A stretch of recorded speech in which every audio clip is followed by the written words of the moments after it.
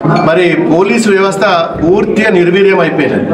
మరి మొన్నటికి మొన్న ఒక దుబ్బాకల ఎస్ఐ మీద కంప్లైంట్, మరి భయంకరంగా లంచాలు తీసుకుంటుండని, మరి ఆ లంచాలు తీసుకొని నినాగం ఉన్న మరి మిడిదొడ్డిలో ఒక ఎస్ఐ సస్పెండ్ అని చెప్పి నేను TV9లో నేనే స్వయంగా చూసిన.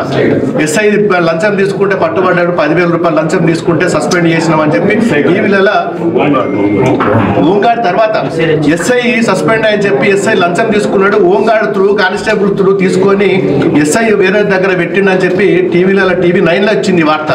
ఇక్కడికి వచ్చిన తర్వాత చూస్తే హోంగార్డ్ సస్పెండ్ అయ్యిండు. హోంగార్డ్ ఎక్కడన్నా 10,000 రూపాయలు లంచం తీసుకుంటాడా? ఎస్ఐ డబ్బులు తీసుకొని లంచాలు తీసుకొని కింది హోంగార్డ్ల మీదనో కానిస్టేబుల్స్ మీదనో నూకడం నిజంగా బాధాకరం.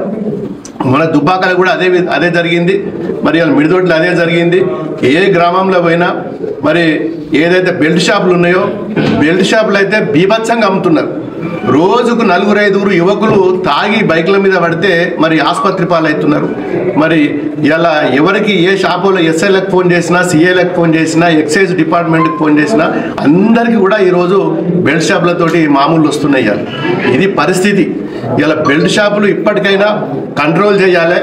మరి పోలీస్ అధికారులు విచ్చలవిడిగా లంచాలు తీసుకుంటున్నారు, అవి ఇప్పటికైనా మానేయాలి.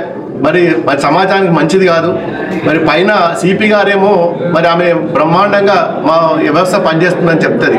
ఎప్పుడు ఏమైనా కంప్లైంట్ ఇస్తే కూడా మేమే ఏదో తప్పు చేసినట్టు ఆమె మా మీదనే చేస్తుంది. మరి నిన్న జరిగిన ఇద్దరు ఎస్ఐల మీద కూడా ఎంక్వైరీ చేయాల్సిందిగా నేను సిపి గారిని కూడా నేను డిమాండ్ చేస్తున్నా. దుబ్బాక పట్టణ ప్రజల నుంచి, మిడిదొడ్డి మండలం నుంచి ఎవరి దగ్గర పోయినా, ఏ అధికారి దగ్గర పోయినా ఇలా పోలీస్ అధికారులు బీభత్సంగా లంచాలు తీసుకుంటారని చెప్పి మరి మాకు ప్రజలు చెప్తున్నారు ఫిర్యాదులు. వాటి మీద ఒకవేళ తప్పుంటే అది మేము కూడా సరిదిద్దుకుంటాం. మరి కనీసం ఎంక్వైరీ చేయండి. మీరు ఇట్లా ఎందుకు జరుగుతున్నది? ఈ తిరిగి లంచాలు ఎందుకు తీసుకుంటున్నారు? మరి ఒక బైక్ యాక్సిడెంట్ అయితే 10,000 రూపాయలు లంచాలు తీసుకుంటుంటే దాని మీద మరి ఇలా హోంగార్డును బలి చేసిర్రు. మరి అప్పటికప్పుడు ఎస్ఐ నుంచి ఒక హోంగార్డు 10,000 రూపాయలు లంచం తీసుకునే సినిమా ఉంటుంది ఎక్కడన్నా? అది కూడా గ్రహించాలని చెప్పి మరి నేను కోరుతున్నా. మరి ముఖ్యంగా బెల్ట్ షాపుల మీద కూడా అసలు ఎవరు పడితే వాళ్ళు ఏ గ్రామంలో కూడా బెల్ట్ షాపులో అదుపు లేకుండా పోతున్నది. మహిళలు ప్రతి గ్రామం పోతే మహిళలు కూడా ఫిర్యాదులు అందుతున్నాయి. మా గ్రామంలో తాగి మరి అసభ్యంగా మరి ప్రవర్తిస్తున్నారు యువకులు, మొత్తం యువకులు తప్పుదోవ పడుతున్నారని చెప్పి మరి గ్రామాలలో ఫిర్యాదులు వస్తున్నాయి. మహిళా గ్రూప్ సంఘాలకు మేము పోతే ఐకేపీ కేంద్రాల కాడ పోయినప్పుడు అన్ని ఐకేపీ కేంద్రాలలో అన్ని మహిళా గ్రూప్ సంఘాల వాళ్ళే ఉంటారు.